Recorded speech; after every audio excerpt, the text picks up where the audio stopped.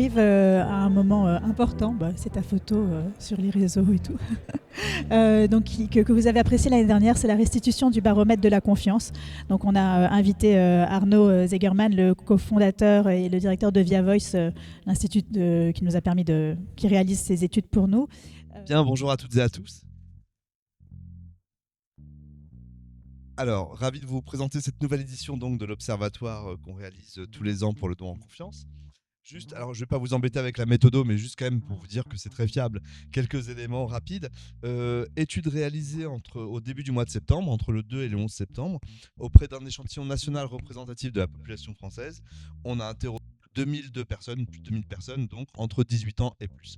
Donc 2002 personnes, ça signifie qu'effectivement on a ce que vous vous souvenez, je vous en avais parlé l'année dernière, une petite marge d'erreur, toujours dans les études statistiques.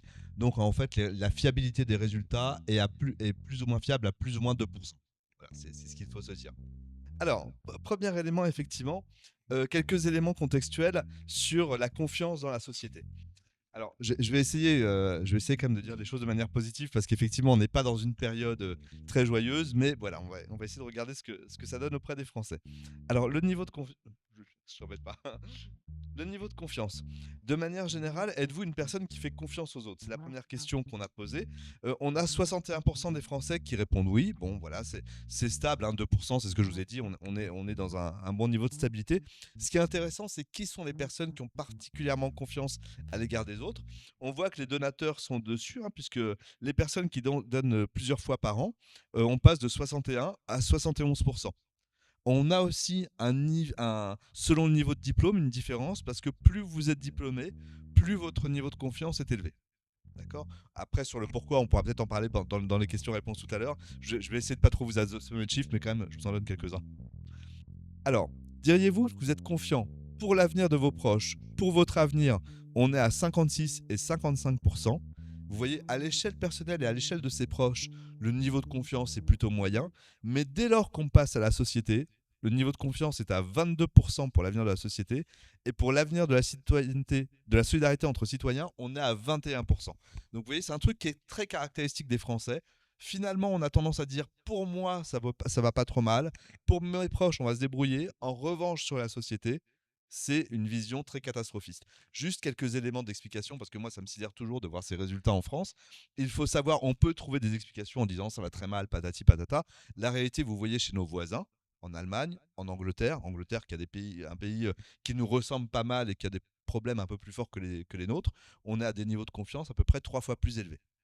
D'accord. Donc, c'est ce qui veut dire qu'il y a une dimension. Alors, c'est difficile de dire que c'est culturel, ça veut tout et rien dire. Mais c'est génétique, je ne sais pas. J'irai pas jusque-là. Mais en tout cas, je pense que c'est pas suffisant de se dire c'est parce qu'il y a des problèmes en France. C'est aussi une manière de faire les choses, et on pourra en parler peut-être tout à l'heure. Les associations et le tissu associatif a tout son rôle à jouer là-dedans. Donc, on en vient à la confiance à l'égard des associations. Question classique, donc diriez-vous que par rapport à tout ce qui est cité, votre niveau de confiance est très élevé ou moins élevé? Les associations de défense des consommateurs on a un niveau de confiance très élevé, on est à 78%. Vous voyez la première colonne en vert, c'est le niveau global. On a fait le découpage auprès des donateurs réguliers. Et vous voyez effectivement en gris à côté qu'auprès des donateurs réguliers, ce sont des gens qui ont un niveau de confiance global qui est toujours plus élevé. En fait, on n'est pas donateur pour rien, c'est aussi une vision du monde. Les collectivités locales, niveau de confiance élevé, 65%. On en arrive aux associations et fondations, on est à 64%. C'est bien, c'est un niveau de confiance qui est élevé. Hein, vous le voyez par ce qui va arriver par la suite. Le niveau de confiance en France, il n'est pas terrible. Les entreprises, niveau de confiance plus élevé que ce qu'on peut croire, 55%, c'est plutôt élevé. Les syndicats, on passe de 55 des entreprises à 34%, niveau de confiance. Les GAFAM, c'est-à-dire Google, Amazon, Facebook, Apple, Microsoft, 29%. Les médias, 27%. Le gouvernement, 21%. Les partis politiques, 10%. D'accord. Alors voilà, on peut, là aussi, je ne vais pas prendre trop de temps parce qu'on pourra en débattre pendant très longtemps. C'est un portrait qui est quand même assez inquiétant du pays parce que quand on a confiance à l'égard de personnes, on peut se dire c'est la faute des partis, du gouvernement, des médias. C'est pas aussi simple que ça. C'est aussi qu'il y a un problème de confiance dans le pays. D'accord. Et pas forcément un problème. Il y a un enjeu pour retisser la confiance. Mais effectivement, les associations et les fondations sont à un niveau élevé. D'accord. Enfin, élevé. 64%, c'est pas 90%, mais c'est élevé. Alors, je ne vais pas vous lire, passer beaucoup de temps là-dessus parce que voilà, je vous en avais parlé l'année dernière.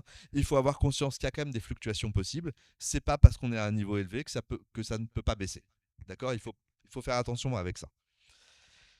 Diriez-vous que dans l'ensemble, vous avez confiance? Voilà, je reviens sur ce chiffre, hein, de 64% à l'égard des associations pour savoir auprès de qui elle est particulièrement positive.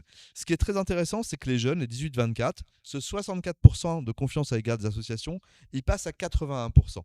Et je faisais une conférence il y a 2 jours là-dessus sur la jeunesse française. On croit toujours que les jeunes, ils sont repliés sur eux-mêmes, ils sont pas solidaires. On dit plein de choses horribles sur cette jeunesse. Or, la jeunesse qui arrive, on voit elle a un sens de la citoyenneté qui s'exprime pas de la même manière que nous, hein, faut pas se leurrer, mais elle a un sens de la citoyenneté qui est réel. On gagne 20 points, c'est énorme, hein, c'est énorme. Donc une vraie confiance à l'égard des associations. Les bénévoles, c'est logique, ils sont à 78%. Les personnes qui ont des revenus à plus de 4 000 euros, on est à 75%, c'est plus élevé. Les diplômés, c'est 70%. Si on doit s'amuser, je ne sais pas si ça a un sens, si on doit s'amuser à regarder en fonction du vote, et ben voilà, c'est plutôt les politisés au centre ou à gauche qui ont le plus confiance à l'égard du monde associatif. Évidemment, c'est très logique, mais c'est bien de le dire aussi. Plus on est donateur, pardon, plus on a confiance. Alors, après, on a essayé de détailler pour voir effectivement auprès de qui vraiment la confiance était plus élevée, auprès de quelle cause, en tout cas, la confiance était plus élevée et moins élevée. Donc, vous voyez, vous avez le chiffre global de confiance à l'égard des associations. Ça, c'est la première diapo à partir de pour qui elle est plus élevée. Pour protéger les animaux, pour faire avancer la recherche médicale, pour agir pour la protection de l'enfance, pour apporter une aide d'urgence aux populations victimes de catastrophes naturelles ou d'épidémies, pour lutter contre les violences faites aux femmes, pour venir en aide aux personnes malades ou handicapées, pour promouvoir la culture, la rendre accessible à tous. Tout ça, on est à un niveau de confiance plus élevé que la moyenne. Le niveau de confiance moins élevé que la moyenne, c'est pas un mauvais résultat, hein, c'est juste pour vous donner un indicateur. C'est agir pour la défense des droits de l'homme. Bah, en fait, c'est pas que le boulot est mal fait, c'est qu'on voit bien que c'est remis en que la question des droits de l'homme est bien challengée en ce moment, hein, donc c'est aussi pour ça que c'est un petit peu en dessous. Agir pour la protection de l'environnement, effectivement, sujet compliqué en ce moment. Soutenir la réussite scolaire, lutter contre l'échec scolaire. Soutenir des projets dans les pays en développement.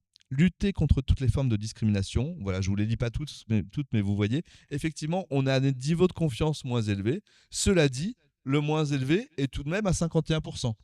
Donc on reste à des niveaux positifs. D'accord ?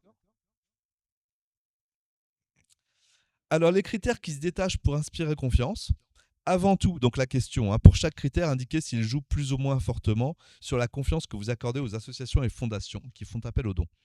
Premier critère, effectivement, qu'elles rendent compte de leurs actions, à 67%. Ça joue fortement, effectivement, pour avoir confiance. Puis qu'elles affichent clairement leur mission et qu'elles s'y tiennent, 67% aussi. Tout ça est, encore une fois, plus élevé auprès de donateurs réguliers, hein, c'est la colonne de droite qui est à côté. Qu'elles gèrent les dons de façon rigoureuse, 66%. Leur transparence financière, 65%, qu'elles soient contrôlées, 64%, qu'elles affectent les dons aux actions précises que l'on souhaite soutenir, 63%. En gros, tout ça, c'est dans un mouchoir de poche. D'accord ? Avec la marge d'erreur de plus ou moins 2 points, vous voyez que ces critères-là sont les plus importants. Puis, un petit peu en dessous, le professionnalisme de leur équipe dirigeante. Et enfin, la façon dont elles communiquent avec leurs donateurs.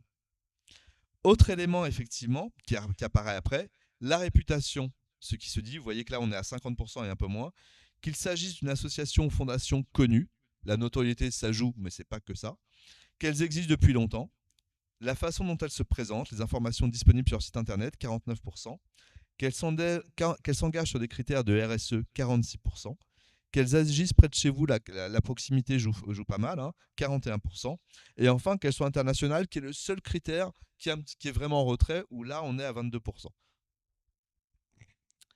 Alors un élément, là aussi je vous l'avais dit l'année dernière, qui est vraiment important, et là qui a un chiffre sur lequel il faut être vigilant. À titre personnel, avez-vous le sentiment d'être très sollicité pour faire des dons à des associations et fondations? La moyenne est à 66%. Pour être très clair, plus il est élevé, moins c'est bon. Personne n'aime être sursollicité, d'accord ? Et on le sait, c'est un phénomène naturel, on a toujours tendance à solliciter les personnes qui sont déjà présentes. Donc juste un point de vigilance, 66%, c'est un résultat qui est stable, mais qui est effectivement plutôt élevé. Il est quand même en baisse si on regarde au fil des années, hein. Il est stable depuis 2023, mais il a été pire, il a été à 71% et à 67%. D'accord? Donc on va dans la bonne direction. Voilà, il faut faire attention à ce point-là. Alors évidemment, les deux graphiques en dessous, je sais pas, vous voyez en petit, là aussi c'est très logique, mais il faut avoir conscience des taux. Plus on vieillit, plus on a le sentiment d'être très, très sollicité. Mais si vous regardez les personnes qui ont 65 ans et plus, cette moyenne à 66%, elle passe à 81%. Donc on est très sollicité quand on a plus de 65 ans. Donc c'est logique. Encore une fois, tout est très logique, tout s'explique et tout est légitime. Il faut juste en avoir conscience. Il peut y avoir un sentiment de saturation, voire même s'il n'y a pas ce sentiment de saturation, le manque d'espace mental, quoi. On ne peut pas répondre à tout. D'accord? D'où l'importance, mais encore une fois, c'est très facile à dire en tant que consultant, hein, après il faut le faire au quotidien, mais d'où l'importance d'essayer de solliciter des gens qui sont un peu plus loin de nous. Vous voyez, voilà, des publics plus difficiles, qu'on juge toujours moins prioritaires. Bon, voilà. Après, c'est très facile, il faut les trouver et puis il faut qu'ils répondent. Bien entendu, là aussi, plus on est donateur, plus on se sent sollicité, parce que généralement, quand voilà, vous échangez les fichiers, enfin des choses comme ça. Donc, on voit bien que les donateurs, ce sentiment d'être sollicité, on passe de 66 à 87%. Donc, avoir conscience qu'un donateur est très sollicité.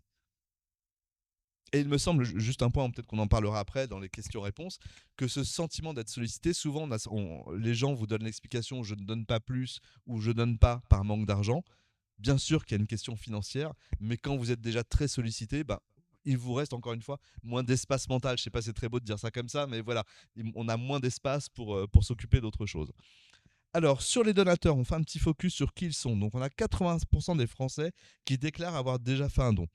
73% ont déjà fait des dons d'argent pour des associations, donc 44% de donateurs réguliers. On perd 2 points, c'est la marge d'erreur, donc on va dire que c'est stable.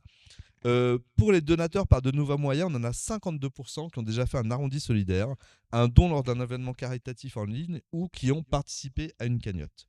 Je ne vais pas détailler celle-là, elle est un peu compliquée. On a fait une petite analyse statistique, parce qu'effectivement, c'est bien beau de dire des donateurs, mais il faut les segmenter pour les comprendre. Alors, on les segmente souvent selon le niveau de don. Il y a aussi d'autres critères qui sont plutôt des critères psychologiques, les leviers qui vont les faire passer à l'acte ou qui vont les faire passer d'un type de donateur à un autre. En gros, on a identifié 5 types de donateurs parmi notre échantillon de la population française. Vous avez effectivement les donateurs affinitaires à 20%, qui sont des gens qui font des dons réguliers, mais qui accordent une importance forte à la manière de défendre la cause. C'est pas que la cause, c'est la manière dont l'association effectivement va décider de la défendre.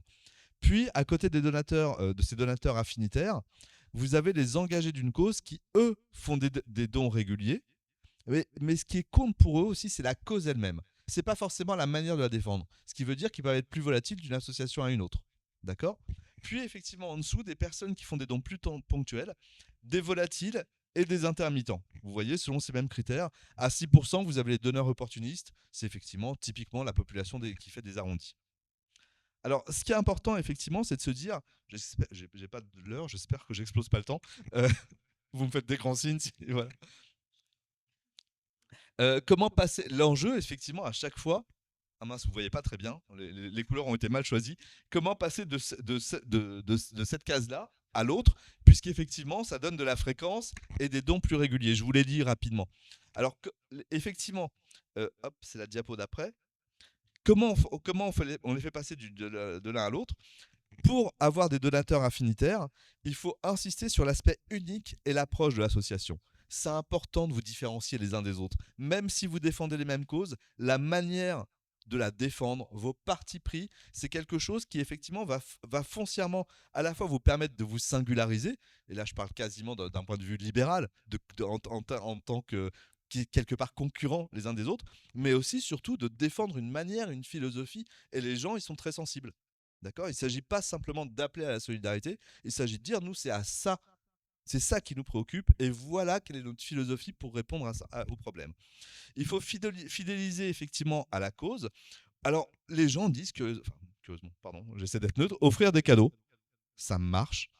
Vous devez le savoir mieux que moi. Moi, je suis le premier surpris, mais offrir des cadeaux. Alors après, je pense qu'il y aura un questionnement qui vaudra la peine d'être mené, qui est quel type de cadeau et qu'est-ce qu'on appelle un cadeau pour les nouvelles générations, où là, je pense que c'est quelque chose de différent. Et puis, donner confiance dans l'utilisation, notamment via un label. On va y revenir. Effectivement, le label est très, très loin d'être superflu, il est même fondamental. Pour les engager d'une cause, effectivement, on peut les accrocher via les arrondis solidaires. Il est important d'offrir de montrer la traçabilité de l'argent, de faire les preuves de l'efficacité des dons. Alors là aussi, c'est facile de dire en tant que consultant, il faut donner des preuves. C'est beaucoup plus difficile à expliquer au quotidien, mais c'est un enjeu fondamental. Sensibiliser à l'importance de donner du temps, d'être dans le temps long et pas seulement dans l'urgence. L'urgence, vous le savez mieux que moi, ça peut permettre de capter des gens à un moment donné. Est-ce que ça les fidélise? Ça suffit pas. D'accord? C'est une étape simplement. Et puis effectivement, montrer le rôle d'alerte de l'opinion. Vous l'avez vu, quand on a un tel niveau de confiance à l'égard des associations, il y a un rôle quasiment citoyen de l'association. Vous avez un rôle d'alerte qui n'est pas que de récolter des dons, mais de sensibiliser les opinions publiques à la fois aux causes, mais à la fois, et moi ça me semble important, là je vous donne mon avis personnel, à la, à la manière dont le fait, comment dire, à la fois à la cause, mais aussi que vous agissez. Vous le voyez, les Français sont fatalistes. Pourquoi ils sont fatalistes? On peut en parler pendant des heures. Ils sont fatalistes aussi parce qu'ils ne voient pas les choses se faire. J'en discutais là avec des jeunes là, récemment à la conférence dont je vous parlais. Les jeunes nous disaient tous, on a le sentiment que la France n'agit pas, par exemple, sur le climat. Est-ce que la France agit assez ou pas? Je suis bien incapable de vous répondre, mais il y a des choses qui sont faites. Donc quand on n'est pas capable de les citer, on a l'impression que les choses ne sont pas faites. D'où l'importance de montrer ce que vous faites, parce que c'est aussi une dynamique, une véritable dynamique citoyenne. Alors, les tendances sur les dons. On a interrogé effectivement les personnes qui font des dons en leur demandant, diriez-vous que vous faites des dons de manière plus fréquente, aussi fréquent ou moins fréquent que les années précédentes? Aussi fréquent, pardon, on est à 54%, moins fréquent 41%, plus fréquent 5%. La manière de lire les choses, effectivement, c'est que vous voyez le rouge et le vert, la disproportion. D'accord? On est plutôt dans une tendance baissière que dans une tendance effectivement positive. Même chose si on parle non pas de la fréquence mais des montants. Là, vous voyez effectivement le rouge est bien plus important que le vert. D'accord? Je ne sais pas.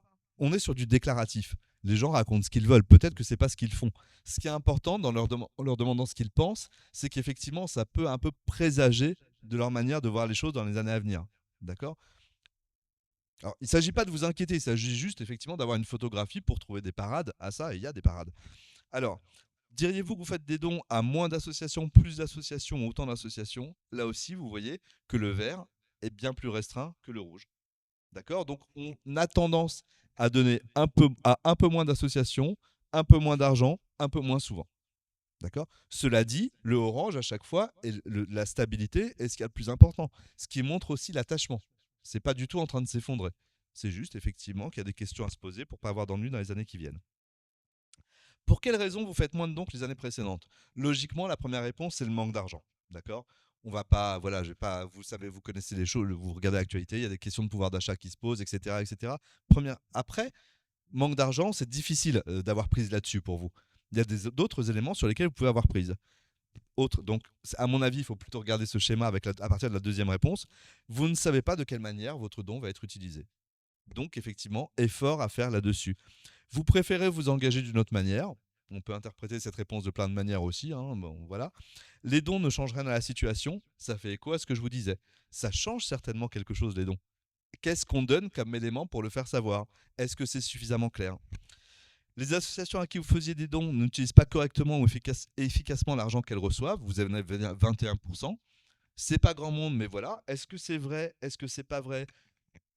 En tout cas, voilà, il y a un nouveau discours, un nouveau récit peut-être à inventer ou à développer par rapport à ça. Elles n'ont plus besoin de recevoir des dons, 8%. Les motifs de dons. Avant tout, premier élément, premier motif de don, la cause défendue. Premier point, de très loin. La traçabilité de l'argent donné, l'efficacité des actions menées. Ces trois critères sont les trois principaux motifs de don. Puis après apparaissent la notoriété de l'association, le fait qu'elle agisse près de chez vous, le fait d'avoir déjà donné pour cette association, le label, le fait de regarder des critères de RSE, la connaissance des membres de l'association, et puis après on est sur des critères plus mineurs. Qu'est-ce qui peut au contraire faire qu'on ne donne pas? Le manque de confiance à l'égard de l'utilisation des fonds, le fait de manquer soi-même d'argent, de ne pas se sentir solidaire de certaines causes, de manquer de connaissances sur le sujet, d'avoir déjà le sentiment de contribuer par ses impôts, penser que ça sert à rien, ne pas savoir quelle cause choisir et avoir le sentiment de contribuer autrement au quotidien. Alors après, effectivement, ce qui est intéressant, c'est de savoir s'ils sont ils sont intéressés par des éléments de traçabilité. Est-ce que vous êtes intéressé effectivement par l'envoi d'infos sur la manière dont votre don a été utilisé? Sans ambiguïté, 87%. Ils sont intéressés, les donateurs réguliers, 91%. En gros, ça veut dire tout le monde. D'accord, voilà. Est-ce qu'ils sont intéressés par l'envoi d'un rapport annuel sur les actions? Oui, à 81%. Alors, il peut être souhaité au format digital à 56%, bien plus qu'au format papier à 35%. D'accord? Même si les plus de 65 ans sont plus attachés au papier à 10 points de plus. Là aussi, ça vaut la peine d'en discuter parce que, voilà, sur les modalités d'expression, on en fera peut-être tout à l'heure. L'envoi de cadeaux de remerciement, voilà, là, c'est un petit peu en retrait et c'est normal, effectivement, on est à 34%. Sur le don en confiance, est-ce que vous avez le sentiment qu'il existe aujourd'hui un organisme chargé de contrôler l'action des associations et des fondations? On est stable, on est à 34%. D'accord? Donc vous voyez, il y avait eu une baisse les années précédentes, la baisse est stoppée. Donc ça, c'est un bon point. Comment s'appelle cet organisme chargé de labelliser le don en confiance? On est à 5%. En notoriété spontanée, c'est-à-dire la question la plus violente qui soit, hein, c'est difficile. On est à 5%, on gagne 3 points. On est juste au-dessus de la marge d'erreur. Donc un truc, voilà, on voit bien le côté enrayé. Donc ça, c'est plutôt positif. Après, on en arrive aux fondamentaux. De manière générale, le fait qu'une association ou une fondation soit labellisée, est-ce que cela renforce votre confiance au sein d'un organisme? Aucune ambiguïté. Oui, pour quasiment 7 répondants sur 10. D'accord? Sachant que le oui tout à fait, il est à 19%, donc c'est un niveau élevé de tout à fait. Est-ce que les organismes qui vous garantissent la bonne utilisation des fonds pourraient effectivement, ça vous rendrait plus susceptible de faire un don? Oui, à 68%. Donc on voit bien qu'on est sur les sujets fondamentaux qui rassurent et qui peuvent inciter au don. Diriez-vous que l'existence d'un tel organisme ou d'un label permet de limiter les abus ou les scandales concernant les associations? Aucune ambiguïté, oui, à 74%. Auprès des donateurs réguliers, on passe à 83%. Donc là aussi, c'est extrêmement clair. Est-ce que ça suscite la confiance à l'égard des associations faisant appel aux dons? Oui, à 73%. On est à 80% auprès des donateurs réguliers. Donc ce qui est important par rapport au label, effectivement, c'est qu'à la fois, on est sur des taux élevés. Et vous le voyez, c'est des petits chiffres entre parenthèses. Je ne sais pas, vous voyez, c'est en petit. En plus, on progresse au fil des ans. Donc effectivement, on voit bien que le label est quelque chose qui est de plus en plus demandé, qui correspond à ce qui peut rassurer les personnes aujourd'hui au fil des années. Est-ce que ça permet d'améliorer les pratiques et la gestion au sein des associations qui font appel aux dons? Oui, à 71%. Est-ce que ça renforce la conviction des Français concernant l'utilité des associations fondations? Oui, à 66%. Est-ce que ça incite à faire davantage de dons d'argent? Ben oui, pour plus d'un sur deux, hein, 55%. Est-ce que ça peut générer la suspicion? Effectivement, pas de difficulté. Les oui sont minoritaires. Donc, vous voyez des éléments vraiment qui sont très incitatifs à l'égard du label. Voilà, c'était la dernière diapo. Je ne sais pas du tout si j'ai explosé le temps ou pas. J'espère que je ne vous ai pas trop assommé de chiffres. Vous nous donnez une photo en septembre 2024. Si vous avez fait la même enquête il y a 4-5 ans, par exemple, c'est quoi les grandes tendances en évolution? Alors, effectivement, il y aurait beaucoup de choses à dire. En fait, ce qui s'est passé, parce qu'on a cette enquête d'il y a 4-5 ans, ce qui s'est passé en 4-5 ans, c'est que en fait, c'était le scénario pessimiste concernant la société française. La défiance est plus forte. Le niveau de confiance, au moment du post-Covid, juste après le post-Covid, je ne sais pas si vous avez vu ça dans les chiffres que j'ai donnés, la confiance à l'égard des associations a perdu 10 ou 15 points. Et on pouvait se dire c'est contre-intuitif parce que les associations ont été très présentes. Et effectivement, je ne sais pas si vous vous souvenez aussi, et on est face à ça dans le contexte d'aujourd'hui, les médias ont très peu parlé de ce qu'ont fait les associations. Les débats, alors il y avait des bons débats pour savoir ce qu'il fallait faire pendant le Covid, et puis il y avait des mauvais débats, à savoir effectivement monsieur tout le monde et madame tout le monde qui venaient donner son avis sur les vaccins, et tout ça a rendu la société plus défiante. Les évolutions de ces 4 ou 5 dernières années, je suis plutôt un optimiste de manière générale, mais les évolutions de la société française, je parle dans les perceptions, je ne parle pas sur ce qui est factuel, mais dans les perceptions, on est allé vers une société plus défiante, dans laquelle les gens ont de moins en moins confiance les uns à l'égard des autres, où il y a de plus en plus besoin de ciment entre les briques, ce qui est le rôle d'un label, pour dire effectivement les choses vont mieux que ce que vous croyez. Moi, je suis convaincu que les choses vont mieux en France que ce que pensent les Français. En revanche, effectivement, société de la défiance, mais élément d'optimisme. Les jeunes, on a une nouvelle génération qui arrive, qui est beaucoup moins fataliste que les aînés.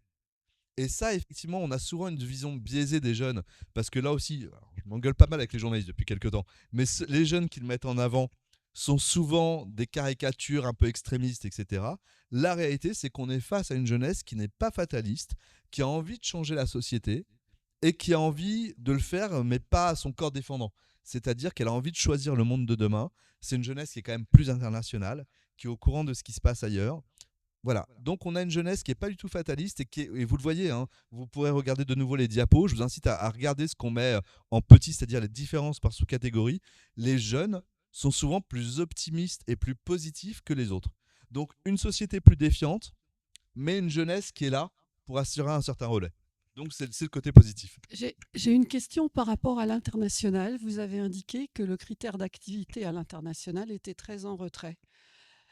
Quel conseil donnez-vous aux associations dont c'est l'objet principal de travailler à l'international ? Franchement, ce serait très long. Il faudrait y réfléchir plus que ça. Je peux pas y répondre. On est dans une période indéniablement de repli. Et combien de temps ça va durer, je ne sais pas. Les Français se replient et ont tendance à dire il faut déjà s'occuper de ce qui est près de chez nous. Ça, c'est ce qu'on mesure. Après, est-ce que ça signifie que les associations qui s'occupent des problématiques internationales vont forcément avoir des difficultés ? Pas du tout. Je pense qu'il faut plus réussir à expliquer les enjeux de ce que vous faites auprès des publics qui sont sensibles. Voilà, et les publics qui sont sensibles existent toujours. Ils n'ont pas disparu. Voilà. Mais c'est vrai qu'on est plutôt dans une période où vous êtes un peu challengé sur ce point-là, parce que la réalité, c'est ce qui se passe chez les voisins intéresse moins que ce qui se passe en bas de chez nous aujourd'hui en bas. Encore une fois, ça c'est un avis personnel, hein, on peut en débattre. Moi, je suis plutôt pour une politique de l'offre. C'est-à-dire que c'est pas parce que l'opinion va dans un sens qu'on peut pas modifier les choses. L'opinion, elle se modifie en proposant des choses et en les rendant visibles. Encore une fois, c'est très facile à dire. Oui, j'ai une question. Vous avez donc montré que le label Don en confiance avait progressé pratiquement de moitié depuis l'année dernière. Est-ce que vous testez les autres types de labels pour les associations, donc le plus connu qui s'appelle le RUP, mais aussi IDEAS ou d'autres? Ça, c'est ma première question. La deuxième, c'est quand est-ce que vous avez fait votre sondage? Est-ce que c'était avant les heureux événements qu'on a depuis juin, c'est-à-dire... pardon. Septembre. Pardon ? En septembre, d'accord. Oui, non, c'était par rapport, effectivement, à la confiance compte tenu des événements depuis septembre, qui sont quand même pas folichons. Et quand vous parlez de la jeunesse, c'est un message d'enthousiasme, d'optimisme. Moi, je ne le partage pas forcément. Et j'imagine que dans votre panel, en fait, de 2000 personnes, ils ne sont pas forcément représentatifs, puisque c'est une partie du panel. Et donc, ce n'est pas la totalité de la jeunesse. Et la jeunesse, c'est de quel âge à quel âge pour vous ? Voilà, j'ai plein de questions, mais voilà. Alors, je vais essayer de répondre à tout ça rapidement. Alors, le panel, il faut le savoir qu'il est représentatif de la population française. Je vous fais l'explication rapidement, qui n'est pas statistique, parce que c'est compliqué, mais une métaphore, ce que j'explique tout le temps. Un panel, c'est comme une soupe. C'est-à-dire, nous, notre population qui nous intéresse, c'est la population française. Pour savoir ce que pense la population française, vous imaginez que la population française, c'est une marmite de soupe.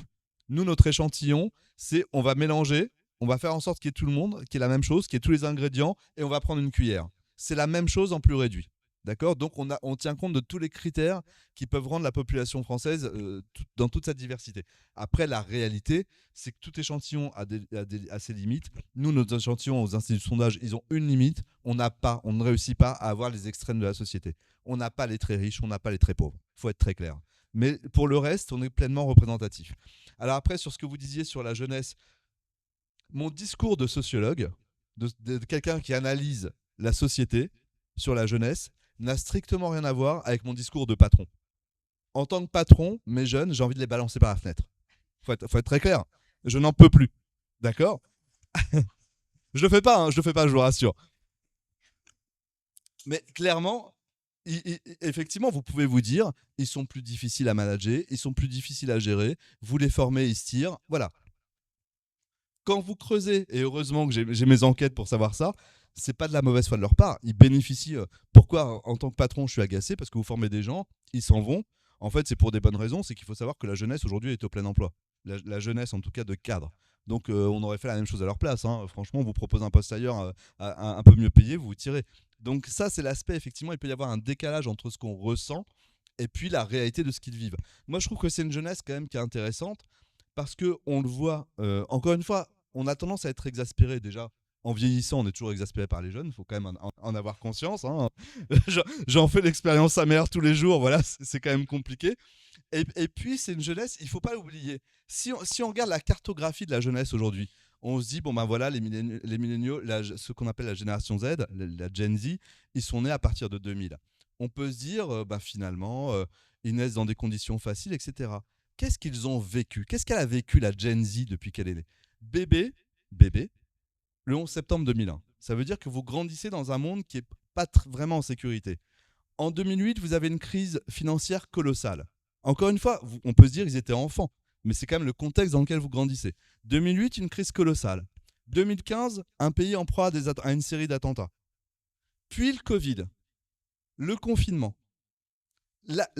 Ensuite, aujourd'hui, donc maintenant qu'ils commencent à bosser ou qu'ils sont pas loin, effectivement, un problème financier qui est énorme avec l'inflation, le tout dans un contexte de crise climatique colossale. Je voulais pas utiliser le mot, mais voilà, des tensions internationales. Donc, effectivement, moi, je compare à ma génération. Moi, je suis né au début des années 70. Très franchement, l'événement marquant de ma jeunesse, c'était la victoire de Yannick Noah à Roland-Garros. C'était plus cool. D'accord? C'était beaucoup plus cool. Et donc, effectivement, on peut dire beaucoup de choses sur cette jeunesse. Moi, je trouve qu'ils grandissent quand même dans un monde avec pas mal d'anxiété. Alors, c'est important de se dire, effectivement, ils grandissent aussi dans des conditions, il ne faut pas l'oublier. Le pays, on s'en plaint toujours, le pays va plutôt pas si mal que ça si on regarde nos voisins. Donc, ils ont quand même des éléments positifs. Mais je pense qu'effectivement, plutôt que de critiquer les jeunes, c'est bien de voir ce qu'ils ont vécu. Moi, je trouve qu'effectivement, rien que les événements que je vous ai cités, ils ont grandi dans un contexte qui n'est pas facile. Voilà, en termes d'anxiété. Alors là, dans cette enquête, hein, on a commencé à 18 ans. Ouais, c'est 18-24. Mais effectivement, là, je faisais référence à une autre étude que je présentais il y a 2 jours, qui a été réalisée auprès des 16-24. Et effectivement, on voit que c'est une génération, encore une fois, pleine d'enthousiasme, ce qui n'est pas tout à fait le cas, parce que c'est important aussi de dire ça, de la génération d'après, les 25-34, qui, eux, sont une génération plus difficile. Effectivement, un peu plus frustrés aujourd'hui. On voit même qu'ils votent un peu plus aux extrêmes. Voilà, les 16-24 ne sont pas les 25-34. Alors après, c'est toujours la question qu'on nous pose et je ne peux pas y répondre. Est-ce que c'est une question de génération ou est-ce que c'est une question d'âge? Est-ce qu'ils vont changer en vieillissant ou est-ce qu'ils sont porteurs d'une vision du monde différente? On verra. On ne sait pas. Une question un peu connexe. Ah oui. En ce qui concerne l'indice de notoriété des associations, est-ce que vous pouvez nous rappeler comment il se mesure et où on peut trouver pour toutes les associations, quel est son indice de notoriété? Sur France Générosité peut-être? Alors, nous, en tout cas, on s'en est pas occupé, hein. On n'a pas mesuré la notoriété des différentes associations, donc je ne sais pas si ça existe. Pour ça, je sais qu'il y a des baromètres qui existent et je ne sais pas s'ils sont publiés. Je ne sais pas où on peut trouver cette liste. Les études de France Générosité portent sur la générosité et s'appuient sur les déclarations fiscales, etc. Donc, on regarde dans le rétroviseur plutôt et les chiffres ne sont pas tout à fait les mêmes que ceux que Via Voice a sorti en septembre, mais voilà, parce qu'on a 2 ans de décalage. Sur l'indice de notoriété des associations, je ne sais pas. Là, ce que les chiffres que nous propose Via Voice montrent les missions par mission, les coups de cœur des Français et des donateurs par mission des associations. Je profite, j'ai le micro, j'avais préparé 2 questions qui nous recentrent un peu sur le label. Arnaud, qu'est-ce que ça signifie concrètement donner pour les pour les personnes interrogées, donner la preuve de l'efficacité des dons, quelles sont leurs attentes à ce niveau-là. Et puis une question qui en découle peut-être un peu, est-ce que l'impact du label est le même pour tous? Le premier point, effectivement, parce que c'est très facile à dire, hein, donner des preuves, c'est comment on fait. Et je pense que tout le monde a le sentiment de donner des preuves.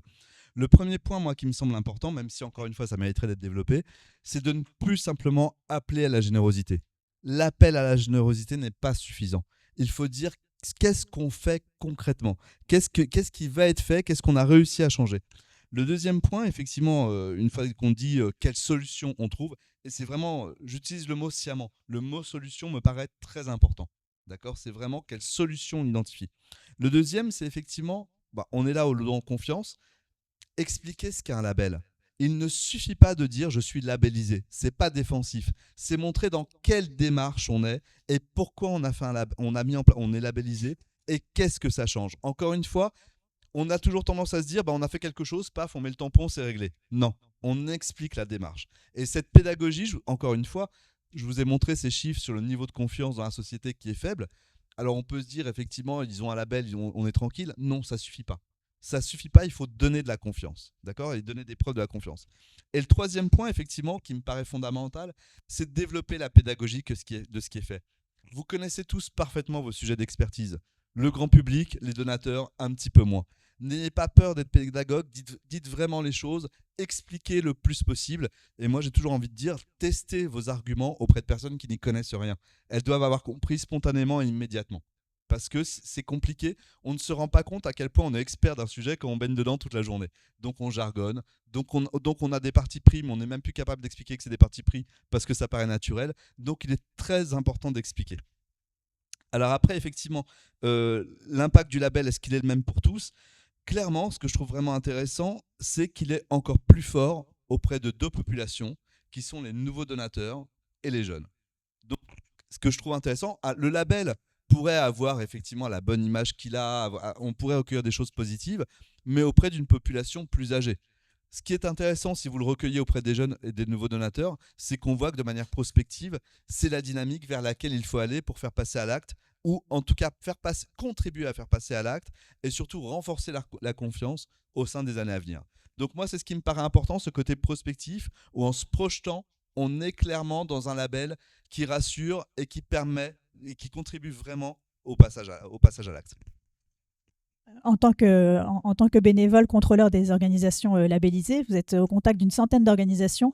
Vous êtes un levier super important pour vous faire l'écho de cette étude, pour les encourager à s'inscrire à la restitution du 27 novembre, et puis pour souligner auprès de vos interlocuteurs, de vos référents, donc ce que vient de dire Arnaud, puisqu'ils sont tous à la recherche du rajeunissement de leur base de donateurs, que le label, c'est une solution, et c'est une solution innovante parce que beaucoup ne l'ont pas encore actionnée, et que pour ça, il faut expliquer donc la démarche de label et pas seulement mettre ce qui est déjà bien, hein, mais pas seulement apposer le label sur leur communication, mais avoir cette démarche pédagogique de qu'est-ce que le label apporte à l'association et qu'est-ce que ça apporte à leurs dons. On a peut-être le temps encore pour des questions. Oui, j'avais juste une question sur la notoriété assistée, parce qu'on a parlé de la notoriété spontanée, mais pas la notoriété assistée du don en confiance. Est-ce qu'elle a été mesurée cette année ou pas? On perd 5 points. Alors ça signifie quoi quand on perd 5 points en notoriété assistée En fait, on pose toujours la question de la notoriété spontanée et de la notoriété assistée. Le plus violent, c'est pour ça que j'ai gardé celui-là, c'est la notoriété spontanée.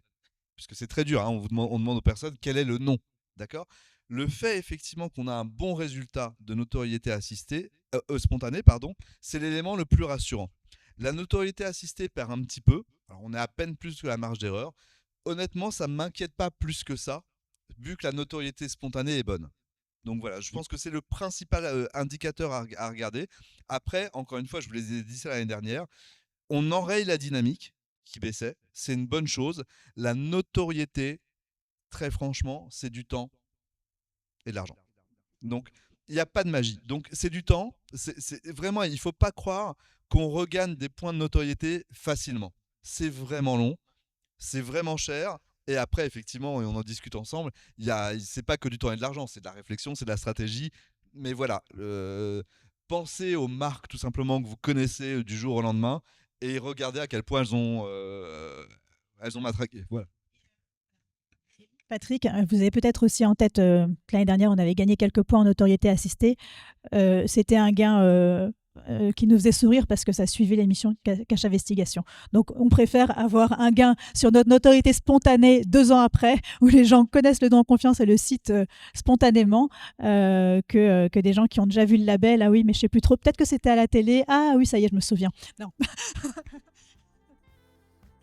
C'est très important parce qu'il existe une mauvaise notoriété. Hein. La notoriété, c'est un indicateur très global. On peut avoir une mauvaise notoriété.